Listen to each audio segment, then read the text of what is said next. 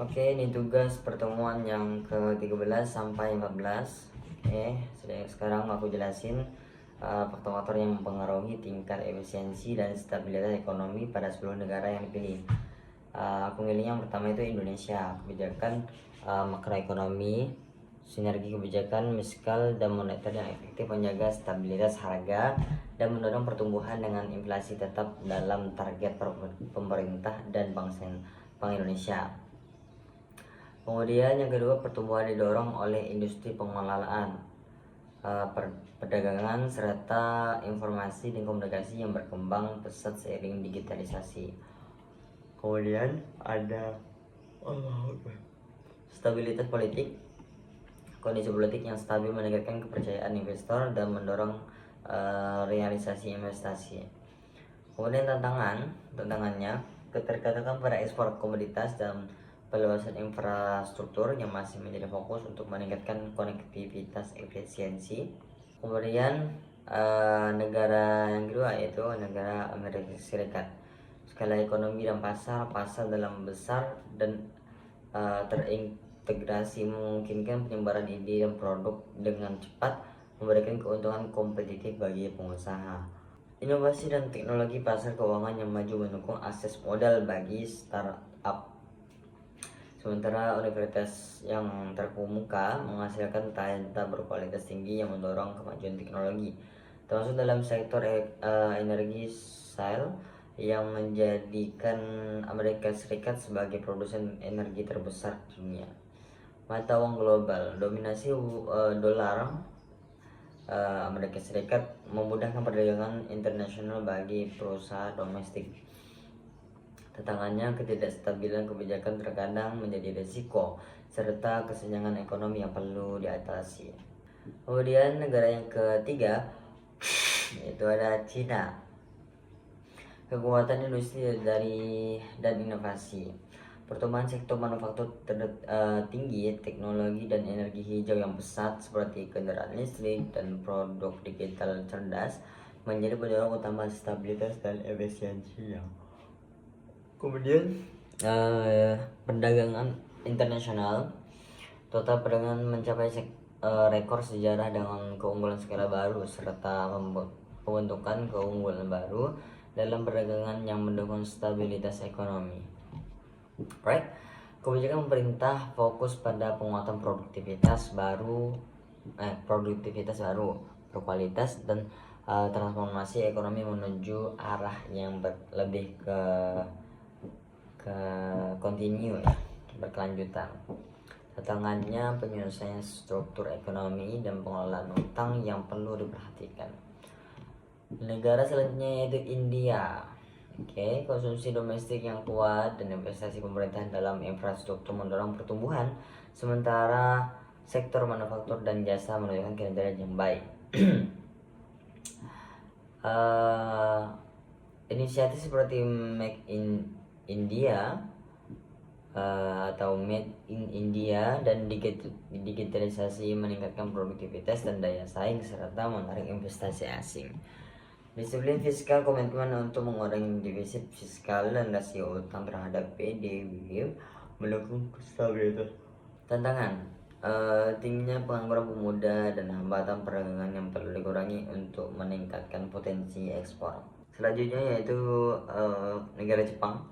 Peningkatan upah yang berkelanjutan dan investasi bisnis yang kuat mendorong permintaan dalam negeri, sementara ekspor barang dan pariwisata tetap tangguh.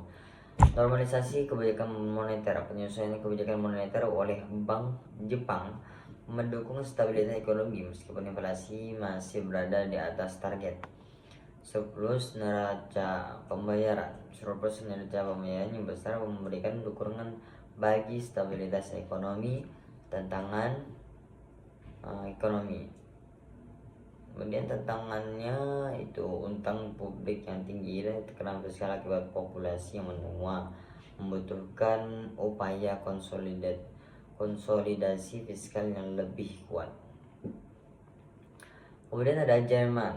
Oke, sektor otomotif, teknik mesin, kimia, dan kelistrikan menjadi tulang punggung ekonomi dengan perusahaan-perusahaan yang memiliki reputasi global dan pemenang tersembunyi yang berorientasi pasar khusus.